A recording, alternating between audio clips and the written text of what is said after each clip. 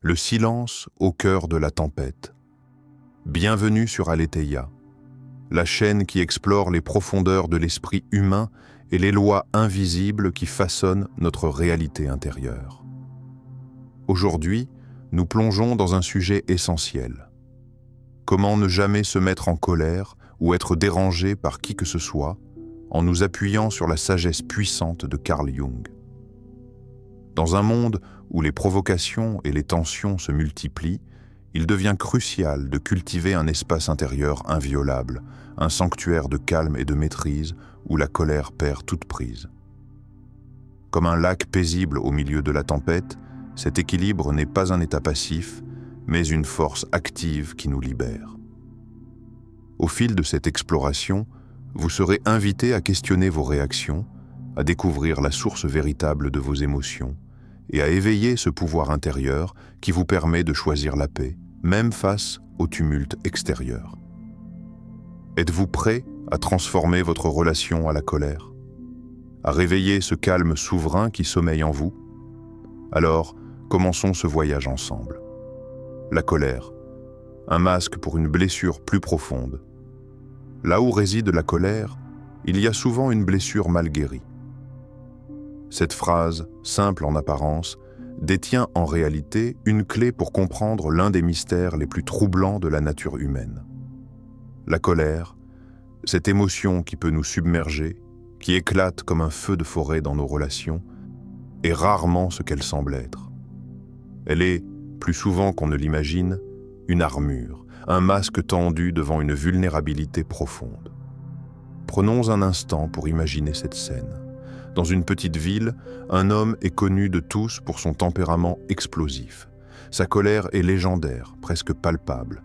Les voisins évitent ses éclats, ses amis s'éloignent, et les inconnus le regardent avec une méfiance silencieuse. Pourtant, un jour, un vieil ami, celui qui a traversé le temps avec lui, ose poser une question simple et pourtant bouleversante. Pourquoi cette rage? La réponse ne vient pas immédiatement. L'homme est d'abord surpris, déstabilisé. Puis, il avoue une vérité que peu osent reconnaître. Il se sent menacé, constamment sur la défensive, comme si le monde entier était prêt à l'attaquer. Sa colère n'est pas la source de sa force, mais une barrière protectrice, un bouclier dressé pour cacher une blessure invisible. Dans cette histoire, que beaucoup pourraient trouver familière, se cache une vérité fondamentale. La colère n'est pas l'ennemi. Elle est souvent le cri silencieux d'une part blessée de nous-mêmes qui réclame reconnaissance. Derrière chaque explosion de rage, derrière chaque mot dur et chaque geste impulsif, il y a un cœur fragile, une peur dissimulée, une douleur que nous refusons de voir ou d'affronter. Carl Jung, dans sa compréhension profonde de la psyché humaine, nous rappelle que ces parts d'ombre, ces zones de souffrance refoulées, ne disparaissent pas simplement parce qu'on les ignore. Elles s'enracinent, elles grandissent et elles finissent par gouverner nos réactions, souvent de manière incontrôlable. La colère devient alors ce masque que nous portons, parfois sans même nous en rendre compte, pour dissimuler ce que nous croyons être des faiblesses. Mais alors, que faire face à cette colère? La première étape, selon Jung, est la connaissance de soi. Ce n'est pas un simple exercice intellectuel, mais un acte courageux d'introspection. Cela signifie plonger dans ces zones d'ombre, affronter ces blessures cachées et reconnaître leur existence sans jugement ni fuite. Imaginez un instant que chaque fois que la colère surgit en vous, au lieu de la réprimer ou de la laisser exploser, vous puissiez l'interroger profondément. Quelle part blessée en moi réclame d'être vue, entendue, aimée? Cette question est un pont vers une autre réalité. Une réalité où la colère cesse d'être un ennemi et devient un messager. L'acte de poser cette question transforme la colère. Elle n'est plus un feu destructeur, mais une flamme qui éclaire le chemin vers la guérison. En acceptant cette blessure, en lui accordant de l'attention et de la compassion, vous commencez à briser la chaîne qui vous maintenait prisonnier de cette émotion dévorante. Cette prise de conscience est puissante. Elle libère. Elle ouvre la porte à une nouvelle manière d'être, où la colère n'est plus un réflexe automatique, mais une énergie que l'on apprend à écouter et à transformer. Sur ce chemin, vous découvrirez que cette blessure, bien qu'ayant causé tant de douleur, est aussi une source de force. En la confrontant, vous développez une résilience intérieure, une profondeur émotionnelle qui vous permet de naviguer dans les tempêtes de la vie avec un calme inébranlable. À mesure que vous intégrez cette connaissance, votre regard sur la colère change. Vous cessez de la voir comme une ennemie à combattre et vous la percevez comme un signal envoyé par votre être profond. Une invitation à vous connaître davantage, à vous aimer pleinement, même dans vos parts les plus fragiles. C'est ici que la véritable liberté commence. Car libérer la colère, ce n'est pas l'ignorer, mais cesser de lui donner le pouvoir de diriger vos jours et vos nuits. Alors, la prochaine fois que la colère vous saisira, ne la fuyez pas. Plongez en vous avec courage. Demandez-vous, quelle part de moi souffre et attend d'être reconnue? Cet instant d'attention, aussi bref soit-il, peut tout changer. Il est la première pierre d'un édifice intérieur bâti sur la compréhension, la maîtrise et la paix. Avant de continuer, un petit rappel. Abonnez-vous à la chaîne pour ne pas manquer nos prochaines vidéos. Si ce que vous voyez vous plaît, un like serait grandement apprécié et n'hésitez pas à partager vos réflexions en commentaire. Merci pour votre soutien continu, le pouvoir de la maîtrise intérieure. La plus grande victoire est celle que l'on remporte sur soi-même. Il était une fois un guerrier d'Orient, dont la renommée ne venait pas de ses conquêtes extérieures, ni des terres qu'il avait soumises, mais de la paix souveraine qui habitait son esprit. Chaque matin, avant que le soleil ne révèle ses premiers rayons, il méditait. Pas pour préparer une bataille, mais pour dompter les tempêtes qui grondent à l'intérieur de lui. Il savait que le véritable champ de bataille n'était pas sur les plaines ou dans les citadelles, mais dans l'intimité de l'âme humaine. Perdre son calme, c'est offrir son royaume à l'ennemi invisible, répétait-il. Ce royaume, c'est notre esprit, ce territoire sacré que nous gouvernons ou que nous laissons envahir. Et l'ennemi invisible, c'est cette impulsion de colère qui surgit, parfois sans crier gare, et qui, si elle était laissée sans contrôle, peut tout ravager. Carl Jung, cet explorateur des profondeurs psychiques, nous enseigne la puissance de la maîtrise intérieure, ce pouvoir silencieux de dompter nos réactions. Cette maîtrise n'est pas une suppression rigide de la colère, ni un refus obstiné de ressentir ce feu intérieur. Elle est au contraire une transformation subtile, une alchimie délicate qui convertit cette énergie brute en une force créatrice. Ce contrôle ne se fait pas par la violence ou la contrainte, mais par une discipline douce, ferme et patiente. Une discipline qui exige de la conscience, cette lumière intérieure capable de reconnaître la naissance d'une émotion avant qu'elle ne déferle. Une discipline qui nous invite à observer nos réactions, à ne pas nous identifier à elles, mais à les considérer comme des vagues sur l'océan de notre être. Dans ce cadre, la colère cesse d'être un tyran incontrôlable pour devenir un messager. Un messager chargé de nous révéler des vérités profondes, des besoins inassouvis, des limites franchies. Mais ce message ne peut être entendu que dans le calme et la distance, quand nous avons dompté nos impulsions premières.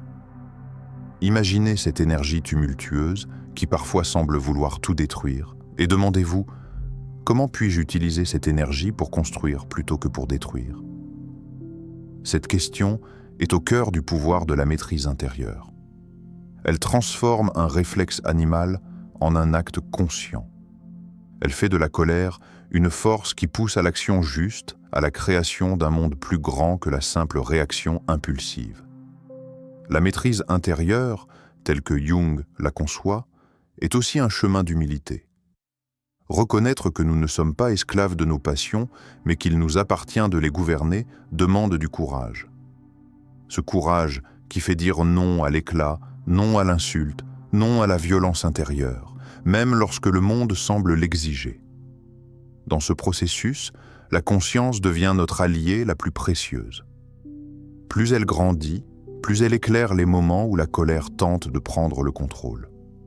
Plus elle s'affine, plus nous pouvons choisir de répondre avec calme, avec clarté, avec intention. Cette victoire sur soi-même n'est pas un acte ponctuel, mais un engagement quotidien. Chaque situation conflictuelle est une nouvelle opportunité d'exercer cette maîtrise.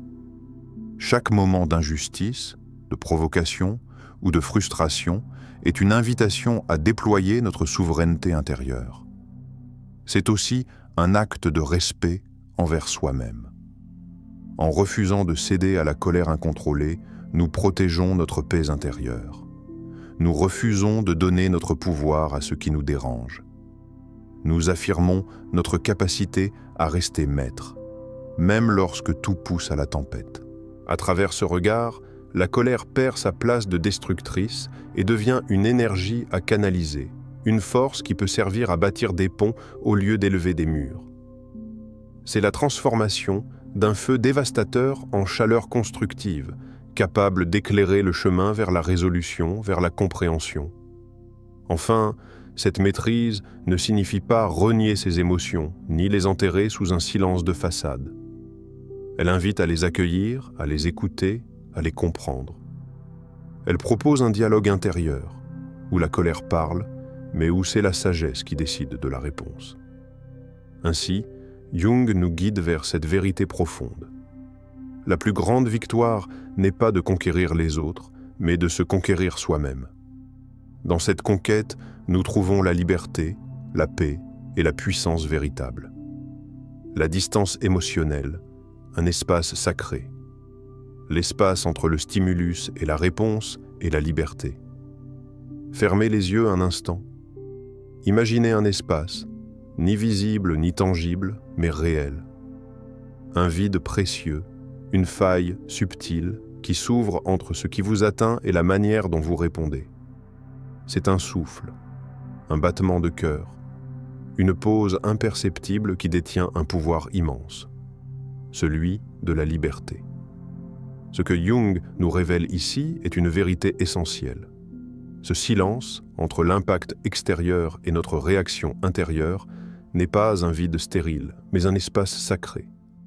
Un lieu où nous pouvons nous extraire de la mécanique automatique, où la conscience reprend la main, où le choix devient possible.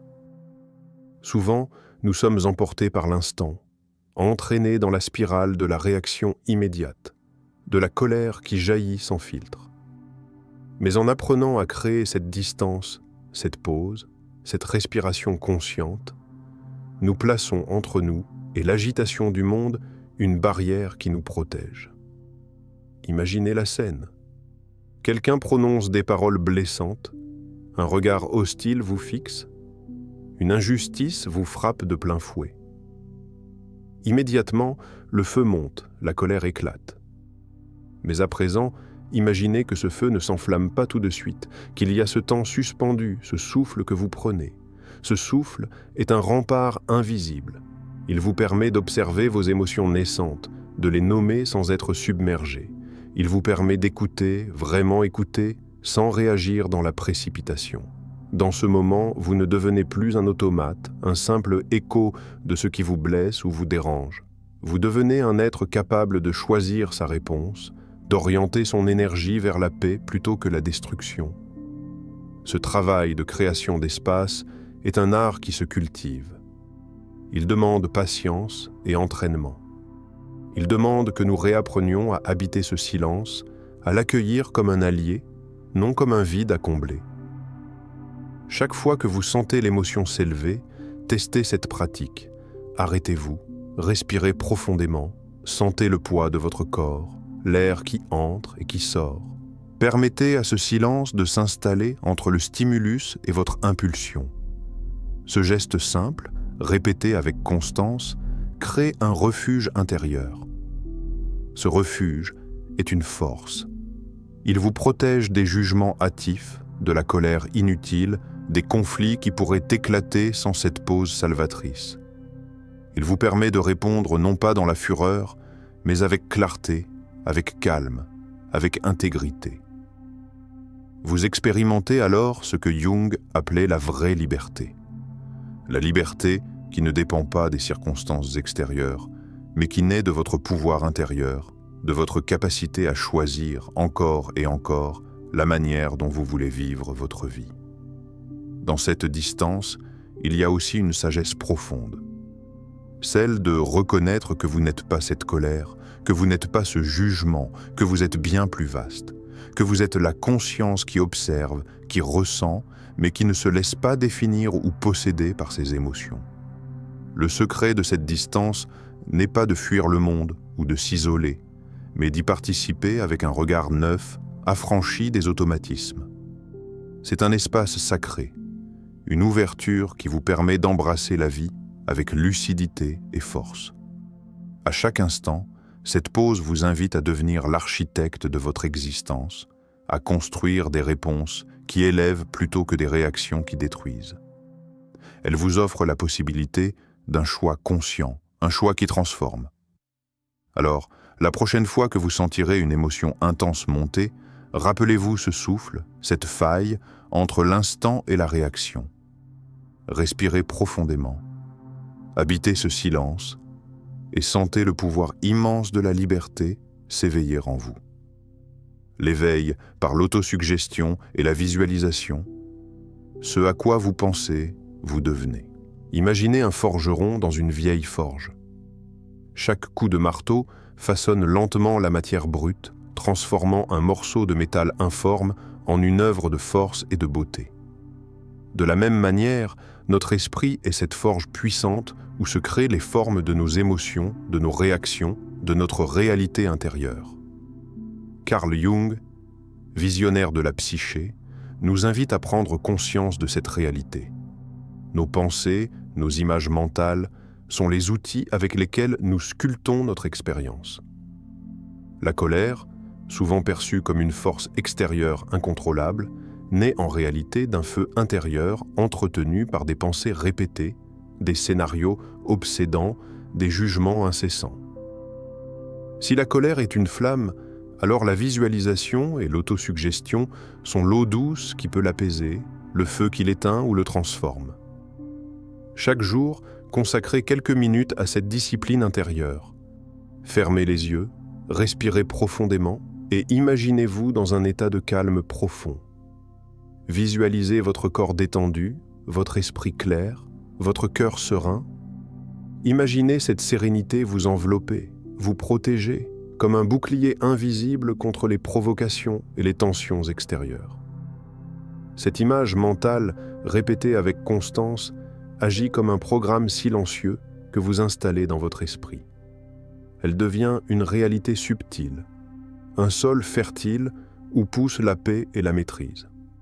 En parallèle, utilisez l'autosuggestion. Affirmez avec conviction intérieure, sans hésitation ni doute, cette vérité simple mais puissante. Je suis maître de mon esprit, souverain de mes émotions. Ces mots, prononcés dans le silence de votre conscience, résonnent comme une déclaration de pouvoir, un acte d'affirmation de soi. Cette pratique n'est pas un simple exercice passager. C'est un entraînement quotidien qui reprogramme les circuits mentaux, qui remplace les schémas négatifs par des dynamiques constructives. Peu à peu, vous modifiez la nature même de votre expérience émotionnelle. Interrogez-vous alors dans cette dynamique de transformation. Quelle réalité suis-je prêt à créer en moi dès maintenant ? Cette question ouvre une porte immense. Elle vous invite à sortir du rôle de spectateur passif pour devenir l'acteur conscient de votre propre vie. Jung nous rappelle que la pensée n'est pas une abstraction, mais une force vivante, un moteur de transformation. Ce que nous nourrissons dans notre esprit finit par se manifester dans notre être, dans nos relations, dans notre façon de percevoir le monde. En cultivant intentionnellement des images de calme et de maîtrise, en répandant en vous des affirmations de pouvoir personnel, vous élevez votre vibration intérieure. Vous créez un champ protecteur qui rend la colère moins accessible, moins urgente, moins nécessaire. C'est un éveil, une prise de pouvoir sur soi-même qui va au-delà des simples mots, C'est l'éveil d'un esprit qui sait qu'il peut choisir toujours sa réponse, qu'il peut sculpter la réalité en fonction de ses pensées les plus profondes. La visualisation et l'autosuggestion sont des clés pour ouvrir cette porte. Mais elles demandent engagement et régularité. Ce sont des outils que vous affinez chaque jour, un peu plus, jusqu'à ce qu'ils deviennent naturels, presque automatiques. Alors, en ce moment même, fermez les yeux un instant. Visualisez la paix que vous souhaitez incarner. Répétez doucement à vous-même: je suis maître de mon esprit, souverain de mes émotions. Sentez ces mots s'ancrer en vous, résonner dans chaque cellule. Songez à la réalité que vous voulez habiter demain, après-demain, chaque jour à venir. Quelle paix, quelle maîtrise, quelle sérénité êtes-vous prêt à créer? Cette question n'attend pas de réponse immédiate. Elle est une invitation permanente, un appel à l'action consciente. Et c'est dans cette pratique, humble mais puissante, que réside l'éveil à une vie où la colère ne dicte plus la règle, où vous devenez l'architecte de votre calme, le gardien de votre paix intérieure. Ce chemin vers la maîtrise de soi, vers la transformation de la colère en une force consciente, n'est pas une destination lointaine, mais une réalité que vous pouvez commencer à habiter dès maintenant. Chaque instant offre cette possibilité: choisir la paix plutôt que la tempête, la clarté plutôt que la confusion, la liberté plutôt que la réaction. À vous maintenant de prendre ce pouvoir, à vous de devenir l'architecte de votre calme intérieur, le gardien de votre équilibre émotionnel. Ce travail demande engagement, persévérance, mais surtout une volonté profonde de ne plus laisser les circonstances contrôler votre esprit. Si cette exploration vous a parlé, si elle a réveillé en vous une étincelle de transformation, alors prenez un moment pour vous engager pleinement. Reprenez ces idées, ces pratiques, ces questions et faites-les vôtres. Cultivez-les chaque jour. N'hésitez pas à partager votre expérience en commentaire. Comment vivez-vous la colère? Quelles techniques vous aident à garder votre calme? Vos mots peuvent inspirer et éclairer d'autres voyageurs sur ce même chemin. Si vous souhaitez continuer à explorer ces voies profondes de la maîtrise de soi, abonnez-vous à Aletheia pour ne rien manquer des prochaines révélations. Likez cette vidéo pour soutenir cette quête commune. Et surtout, rappelez-vous, le véritable pouvoir est celui que vous construisez en vous, un pas à la fois, un souffle à la fois.